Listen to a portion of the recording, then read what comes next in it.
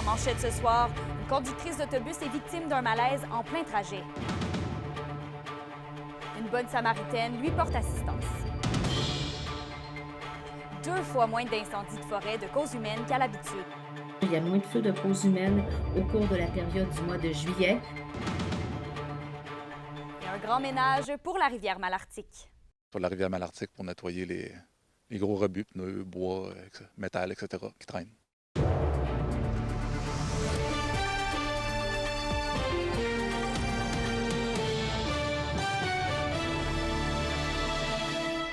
Bon début de soirée et bienvenue au TVA 18h. On commence le bulletin avec une belle histoire puisqu'une bonne Samaritaine a été très utile dans un autocar d'autobus Maheu dans la nuit de dimanche à lundi. Elle a porté assistance à la conductrice puisqu'une condition médicale l'a obligée à quitter en ambulance. Sophie Médiavilla-Rivard a pu la rencontrer aujourd'hui.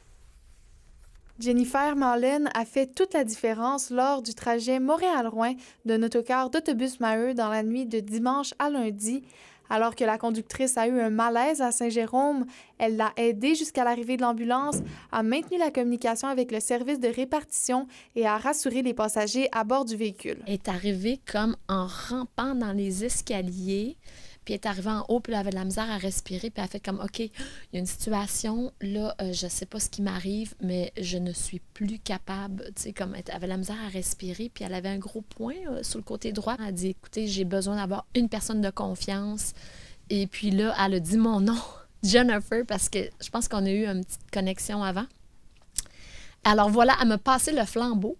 Là, c'était pas pour conduire l'autobus parce qu'on s'entend, j'ai pas de permis de conduire. Une autre conductrice basée à Montréal a été appelée en urgence pour prendre la relève.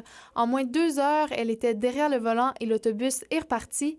La passagère, qui fait régulièrement le trajet, l'a assistée durant les 7 heures de route restantes. Tout est resté dans le calme, puis dans un peu je te dirais, il y avait comme une camaraderie. Alors, les gens dehors, on a ri, là, on a commencé... Moi, j'ai commencé à dire, bon, mais là, s'il arrive pas, c'est quel le premier qu'on commence à manger? Parce que je dédramatise les choses. Quand on a des personnes qui s'investissent, qui donnent un petit peu d'eux, ça fait toute la différence dans des situations qui auraient pu être beaucoup plus anxieuses, beaucoup plus difficiles, beaucoup plus pénibles. Mme Marlin a rendu l'attente presque... Il y avait presque une franche camaraderie entre les passagers, puis tout le monde était très compréhensif et puis tout le monde était très patient. Donc ça s'est vraiment très, très bien passé grâce, entre autres, à l'apport de Mme Marlin. Yannick Goupil mentionne que ce genre d'incident se produit très rarement, mais que les équipes sont prêtes à y faire face. Et la conductrice qui a été transportée à l'hôpital, de son côté, va bien à l'heure actuelle. Sophie Médiavilla-Rivard, RNC Nouvelles, à Rouyn-Noranda. Donc, tout est bien qui finit bien. Mais est-ce qu'on sait pourquoi la conductrice s'est tournée vers Jennifer pour lui demander de l'aide? Bien, tout a commencé à la gare de Montréal, en fait, où Jennifer Marlin a eu un premier contact avec la chauffeuse Sylvie parce que son billet avait été annulé en raison d'une erreur dans le service à la clientèle. Donc, la conductrice l'a aidé à trouver une place dans l'autobus et elle avait senti à ce moment-là que ce serait une personne de confiance. Comme on dit, rien n'arrive pour rien. Et il y a d'ailleurs un autre addon, c'est que la conductrice qui a été appelée en renfort, bien, c'était celle qui avait formé Sylvie dans ses débuts dans le métier il y a plusieurs années. Donc, les 2 intervenants que j'ai rencontrés me disaient que finalement, les 3 femmes qui ont été impliquées ont vraiment fait preuve de don de soi et de leadership. Et c'est pas rien quand même, là, parce que même dans l'ambulance, Sylvie, la première conductrice, communiquait avec Jennifer régulièrement pour lui expliquer les procédures, pour prendre des nouvelles également. Oui, quand même. Merci pour les précisions, Sophie. Bonne soirée. Je vous en prie. 2 fois moins de feux de forêt de cause humaine ont été enregistrés selon le récent bilan du mois de juillet de la SOPFEU. Après une année 2023 assez difficile, les mesures mises en place pour cette année semblent porter fruit pour le moment. Alexis Dumont explique. La campagne de sensibilisation publicitaire mise en place par la SOPFEU et subventionnée par le gouvernement du Québec démontre des résultats encourageants alors que les feux de nature humaine ont diminué de moitié depuis quelque temps. Il y avait donc cette image où c'était des feux de cause humaine, que les personnes par insouciance tout simplement avaient causé un feu. Avec l'occurrence des feux, on parle toujours du feu de camp, la cigarette, le VTT ou tout autre usage de feu en forêt ou à proximité de la forêt. Les gens nous en ont parlé de cette campagne publicitaire et ont mentionné que oui, ils étaient de plus en plus prudents. Le bilan du mois de juillet est somme toute positif. Et quand même, le profil au niveau du bilan de juillet 2024 pour la Sopfeu, c'est donc un bilan qui fait en sorte qu'il y a moins de feux de cause humaine au cours de la période du mois de juillet. Par ailleurs, eh bien, on peut penser à la campagne de prévention, évidemment, qui a fait son chemin. Également aussi la saison 2023 qui a été très significative cette saison. Certaines municipalités avaient même pris des mesures en place quant à de possibles feux de forêt. L'an dernier, des tranchées avaient été érigées pour empêcher les feux de se propager, mais pour l'instant, la saison est bien tranquille. C'était pas juste de se protéger dans l'urgence, mettons, avec les feux de forêt qu'on avait là, qui étaient imminents, mais c'est beaucoup pour l'avenir également. T'sais, on le sait que les changements climatiques, c'est pas pour demain que ça va être terminé, là, que ça va s'améliorer. Fait que c'est sûr que nous, on voulait le faire pour les années à venir, là, garder ça à vraiment à longue échéance, mettons, les tranchées coupe-feu pour la protection vraiment de la municipalité, là. La Sopfeu mentionne tout de même de demeurer prudent et continuer de faire attention. Eh bien, c'est toujours la météo qui fait en sorte que est-ce qu'on connaît une saison très importante au niveau des feux de forêt, mais il ne faut pas oublier que 80% des feux peuvent être évités parce que ce sont des feux de cause humaine. Malgré le bilan positif, l'indice de Sopfeu demeure élevé et quelques incendies sont encore en activité dans la région. Alexis Dumont pour RNC Nouvelles. Vos réponses à la question du jour TVA. Une présentation de la Clinique infirmière Nord-Ouest partout dans la région. Nous vous offrons des consultations rapides avec des infirmières et infirmières praticiennes spécialisées et un nouveau service de téléconsultation. Contactez-nous pour plus d'informations ou visitez notre site Web. Et à la question du jour, on vous demandait « Avez-vous modifié vos comportements pour éviter de déclencher un feu de forêt? » Vous avez répondu oui à 53 %.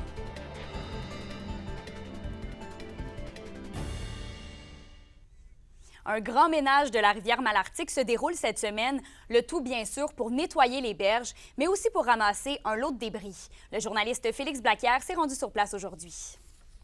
Des vieilles bicyclettes rouillées, des morceaux de bois et des tiges de métal souillées. Ce ne sont que quelques-uns des débris repêchés lors de l'opération nettoyage à la rivière Malartic. Il y a des gens qui se promènent à pied puis en canot sur la rivière Malartic pour nettoyer les gros rebuts, pneus, bois, métal, etc. qui traînent. C'est sûr que peut-être qu'il y a des objets qui ont volontairement été laissés aussi dans la rivière à une certaine époque du passé, là, mais ça va être pas mal tout nettoyé cette semaine. Bien que Anico Eagle finance le projet, ce ne sont pas des déchets laissés par la compagnie minière. L'opération fait plutôt partie de sa stratégie de relation avec la communauté malarticoise. En fait, l'entreprise Anico Eagle, via des projets de compensation à cause de leur projet d'opération minière, nous fournissent des fonds pour un projet, je dirais, dont le nettoyage de la rivière. Les rebuts comme tels n'ont pas de lien avec l'entreprise minière, effectivement. L'initiative doit permettre le développement d'un sentier en bordure de la rivière et le coût total du projet devrait être de plus de 1,25 million de dollars. Le projet s'appelle le projet de revitalisation de la rivière Malartic. Donc, il y a le nettoyage des gros rebuts, mais il y a aussi un parc linéaire qu'on appelle. Donc, ça consiste en un sentier multi-usage qui va longer en grande partie la rivière Malartic. D'ici 2 ans, il sera possible d'arpenter le sentier de la rivière Malartic et l'objectif global est d'établir un circuit des diverses pistes municipales. Félix Blaquière, RNC Nouvelles, Malartic. Les agriculteurs sont confrontés à des grands défis et leur relève n'y échappe pas. Pour tenter de motiver les troupes, une vingtaine de jeunes entre 4 et 25 ans font d'ailleurs partie du Cercle des jeunes ruraux de l'Abitibi-Témiscamingue. Alexandre Cabana s'est rendu à Saint-Bruno-de-Guigues pour rencontrer une jeune passionnée d'agriculture. Les jeunes ruraux, ça s'adresse aux curieux de l'agriculture et ça souhaite mettre de l'avant la solidarité du monde agricole de la région. Le comité a récemment été relancé, un signe que l'engouement pour l'agriculture et la vie de ferme revient en force chez les jeunes, selon la porte-parole Élisabeth Bon. Un vent de fraîcheur, comme on dit, là, qui revient parce qu'il y a beaucoup plus de jeunes en bas âge qui commencent à s'impliquer. Il y a des grandes difficultés au niveau du monde agricole, mais il y a aussi beaucoup de possibilités. Fait que c'est ça qu'on essaye, je pense, un peu plus de mettre de l'avant, tu sais, comme avec ce comité-là. Parce que des fois, ça peut faire peur pour certains de se dire j'ai aucune connaissance là-dedans, je suis rendue à 20 ans, j'ai été visiter, je sais pas, mon oncle qui a une ferme, puis on dirait que j'ai eu la piqûre. Des activités et des ateliers sont organisés pour et par les jeunes afin de mousser l'intérêt pour la profession. de la résilience aussi de ces gens-là qui est important dans les chercher comme bagage en tant que jeune. Parce que l'agriculture, il en faut, la résilience. Faut pas mentir, il en faut. On en a besoin là, de relève agricole. C'est quelque chose qui est de plus en plus criant là, comme besoin au niveau de l'agriculture, je pense. Selon Elisabeth, il reste beaucoup de travail, mais c'est de plus en plus agréable d'être un jeune de la ruralité. Je pense que oui, il y a de la place pour nous. Je pense qu'il y a encore du travail à faire au niveau de certains postes d'emploi qui ne sont pas encore présents, mettons. Puis je pense que des fois, les jeunes vont repartir pour aller en ville. C'est le fun aussi de sortir du lot puis de se dire, OK, il y a ça qui existe, il y a ça qui peut se faire. Je pense que c'est ça qu'on revient chercher. Les jeunes, la relève, l'aspect de tranquillité. T'sais, au moins, les jeunes de notre région, déjà, on est capable ensemble de se rassembler puis de trouver des idées ensemble. C'est le 15 août prochain que le comité local et sa douzaine de jeunes d'ici s'en iront à Saint-Hyacinthe pour la classique de la relève agricole du Québec. Chose certaine, il y a de l'espoir pour la relève de la région. Alexandre Cabana, RNC Nouvelles, à Saint-Bruno-de-Guigue. Du côté de Val-d'Or maintenant, la ville va ajouter des modules de jeux récréatifs au parc des Pionniers. C'est dans le but de moderniser les installations de l'emplacement. On se souvient que des modules de mise en forme ont récemment été installés. La ville a aussi mentionné que des discussions sont entamées dans le but d'installer 2 terrains de pickleball au club Carrefour Tennis de Val-d'Or.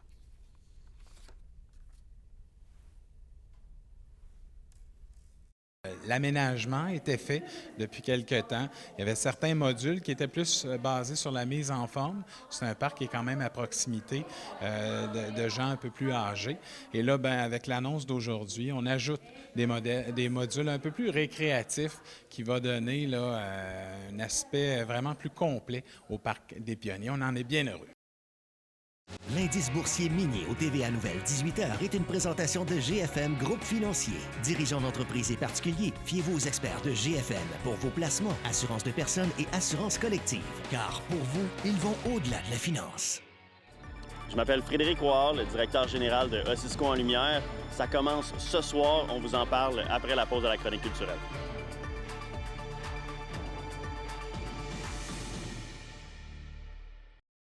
Les SADC de l'Abitibi-Témiscamingue et du nord du Québec vous présentent la bonne nouvelle économique TVA. La première édition de tir LSQ, initiée par Team Rio en collaboration avec la brigade d'incendie de Lebel-sur-Quévillon, a attiré plus d'1 millier de spectateurs lors de l'événement tenu le 22 juin dernier. Les participants inscrits aux différentes catégories de tir sur terre battue en ont mis plein la vue aux spectateurs présents. L'activité a généré des profits de près de 5 000 $ pour la prochaine édition. Les SADC, partenaires de l'économie de la région.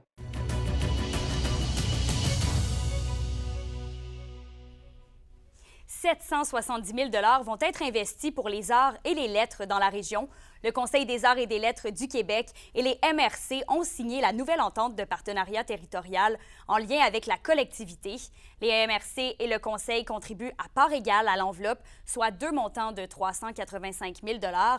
L'argent permettra de soutenir des projets de création, de production ou de diffusion favorisant des liens entre les arts et la collectivité. La chronique culturelle vous est présentée par Bruno et Jasmin Leclerc, denturologistes. Des cliniques à la fine pointe de la technologie pour vous servir à La Sarre et à Amos. Donc, Justine, là, on le voit présentement, vous êtes au Festival Ossisco en Lumière Westwood. Ça commence ce soir. Est-ce qu'on commence déjà à sentir la frénésie? Il y a quelques festivaliers assidus là, qui sont déjà rentrés sur le site pour être aux premières loges pour les spectacles de ce soir. Pour cette soirée de hip-hop québécois, là, les artistes Black Live, Salimo, Mariem, Calamine et même la tête d'affiche de ce soir à la Claire Ensemble vous attendent pour avoir du fun à Ossisco en Lumière pour surtout commencer ce festival. C'est une grosse édition cette année. Là. Il y a plus de billets disponibles pour la soirée de Bryan Adams. Le site va être à pleine capacité, mais inquiétez-vous pas, il va quand même avoir de l'espace pour bouger et pour danser sur ces grands hits. Surtout, l'équipe de Cisco en fête est surexcitée pour cette 21e édition, mais surtout, ils sont prêts à vous accueillir.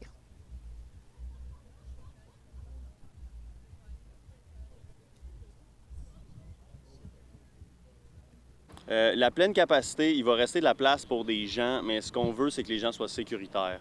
Donc en ce moment, oui, ça va être à pleine capacité de notre billetterie. C'est complet, il n'y aura pas de billets sur place. Mais il va y avoir de la place, on devrait être bien quand même. C'est sûr qu'il faut s'attendre à une très grosse foule. C'est pas un petit spectacle de coin de quartier, ça c'est sûr. On est fébrile, on a hâte. C'est une belle édition, toute l'équipe est motivée, on a encore de l'énergie. Comme on dit ici, les choses se passent. De la belle température, c'est tout ce que je demande. Après ça, les jeux sont faits, rien ne va plus. Donc on est vraiment content de ce que ça s'enligne. Puis on espère que tout le monde va arriver avec une bonne attitude puis qu'on va pouvoir en profiter tout le monde ensemble. Moi, j'ai hâte que Talk chante Runaway to Mars.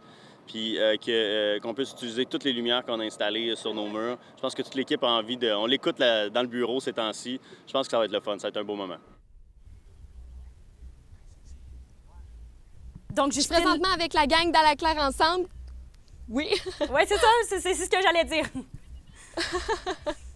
Bien, c'est exactement ça. Je suis avec la gang dans la Claire ensemble qui sont en spectacle ce soir à Cisco en lumière. Les gars, là, à quoi on peut s'attendre pour votre show de ce soir? La classique des tigres puis du feu. Une énergie comme au premier album, comme Nirvana avec Bleach. On donne tout ce qu'on a, nous autres. Là, vraiment, que ce soit sold out ou qu'il y ait 2 personnes, c'est la même énergie qui va être donnée. On est vraiment honorés de jouer aux côtés de des légendes comme Bryan Adams. Donc, on est vraiment content d'être ici. Puis qu'est-ce que ça représente pour vous de venir jouer en Abitibi-Témiscamingue? Écoute, l'Abitibi, c'est vraiment c'est la maison mère. C'est le natif natal Steve Jolin, la source de 7e Ciel Records, notre compagnie de disques. Donc, ça fait toujours plaisir de faire 12 heures de route pour venir ici. Et puis, on rêve de demander un featuring à Bryan Adams. Steve, il va être là pour nous chicaner si on donne un mauvais show. Fait qu'on n'a comme pas le choix de donner un bon show. Là. Vous allez être surveillés ce soir. Ça va être une grosse soirée. Puis vous êtes reconnu pour être assez déjanté sur la scène. Il se passe beaucoup de choses en même temps. Est-ce que c'est quelque chose qui est prévu ou c'est complètement de l'impro? Vous y allez avec votre feeling, avec l'énergie de la foule? Déjanté dans le bon ou le mauvais sens? Dans le bon sens, bien Dans sûr. le seul C'est ça sens. qu'on veut voir, quand même. Oui, on est déjanté dans le seul sens. On s'amuse. Il n'y a jamais rien de prévu dans les spectacles dans la Claire ensemble. En fait, on ne sait même pas quelle chanson on va faire. Puis c'est quoi vos attentes ce soir envers le public de l'Abitibi-Témiscamingue? Bien, plein de couleurs, de feu, de joie et de familles qui vont venir nous voir ce soir. Ça va faire plaisir, quoi. En tout cas, le public est prêt à vous accueillir. Merci beaucoup à la Claire Ensemble qui sont à Cisco en lumière ce soir. Vous voulez pas les manquer? Il fait beau, la météo est parfaite. Sérieusement, là, venez faire un tour à Cisco en lumière. C'est ce soir que ça part. Le Raid Témiscamingue approche à grands pas et de nombreuses équipes de partout dans le monde vont y participer. Après la pause, on vous dévoile tous les détails de l'événement.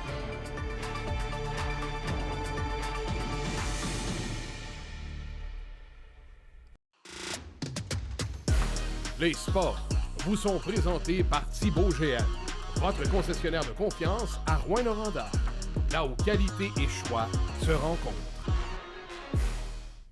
La 3e édition du Raid de Témiscamingue est bientôt sur la ligne de départ, prévue du 5 au 8 septembre prochain. La compétition sportive qui se déroule au Témiscamingue va réunir des équipes des 4 coins du monde. Jean-Thomas Boily, le cofondateur du Raid Témiscamingue, est plus qu'excité du début prochain de l'événement. Anthony s'est entretenu avec lui. Pourquoi les gens devraient se déplacer pour participer et voir la 3e édition du Raid de Témiscamingue? Si l'édition affiche complète déjà depuis le mois de janvier, il y a des raisons. C'est que le Témiscamingue, c'est le territoire idéal pour un raid d'aventure. Ce qu'on recherche en ayant un raid international, les équipes qui viennent de l'extérieur aussi, ils veulent une aventure canadienne, typiquement québécoise. Le Témiscamingue, c'est ça qu'il y a à offrir, c'est la forêt, les lacs. On utilise le territoire. L'infrastructure, c'est la nature. Ensuite, comment on se déplace pour se rendre, c'est là que ça devient intéressant. On va utiliser, évidemment, c'est non motorisé, donc c'est le corps humain. Course à pied, trekking, il y en aura beaucoup. Vélo de montagne, souvent même hors sentier. Le vélo, ça peut être roulant, ça peut être des fois, les athlètes vont l'avoir sur l'épaule. Évidemment, il y a beaucoup d'eau au Témiscamingue, donc le canot va faire partie intégrante du raid. Des belles sections de canot. Et on ajoute aussi un peu de piquant avec des jeux de cordes. Ça veut dire des grosses tyroliennes, des ponts en corde, donc, ou des rappels spectaculaires. On a des équipes qui viennent de partout dans le monde. C'est ça qui est vraiment intéressant. On a l'équipe qui est arrivée deuxième l'an passé de la Finlande. Ils reviennent. Ils sont restés sur leur fin. Ils étaient vraiment proches. On a des Italiens, des Polonais, des Américains. On a des équipes du reste du Canada aussi qui vont venir, en plus de toutes les régions du Québec. Les nouveautés, en fait, les sports se ressemblent. Après ça, c'est qu'est-ce qu'on va chercher. Puis, évidemment, on va avoir, je parlais de jeu de corde, on va avoir une tyrolienne spectaculaire qui va être accessible au public. On va en dire plus tard, là, parce qu'on ne veut pas dévoiler. Il faut se rappeler que les coureurs, ils vont connaître le parcours la veille du départ. Donc, on essaie de ne pas trop en dire d'avance, mais éventuellement, on va le dire pour que le public sache. Oui, mais il va y avoir des endroits vraiment, vraiment le fun. Et l'arrivée qui va être assez spectaculaire à Saint-Bruno de Guigues. Pour une nouvelle importante à nous communiquer, contactez-nous. Nouvelle au pluriel @rncmedia.ca, par téléphone 1-866-463-4636 et notre site web tvabitibi.ca.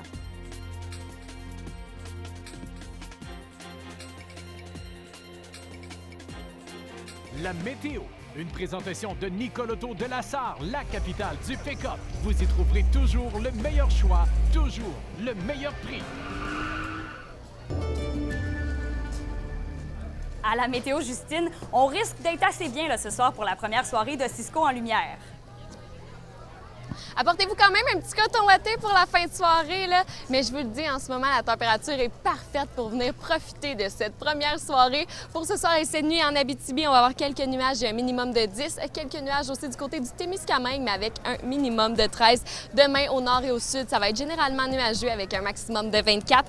Et partout en région, vendredi, on s'attend à des averses et un maximum de 24. Là, on va croiser les doigts pour que la météo change vendredi pour le spectacle de Bryan Adams. Mais si on y va dans le ici maintenant, ben il fait beau, venez faire un tour, venez voir à la claire ensemble à Cisco en lumière. On va en profiter. Merci beaucoup, Justine. Voilà, c'est ce qui complète le bulletin. Merci d'avoir été avec nous ce soir. Passez une belle soirée et on se retrouve au TVA Midi demain.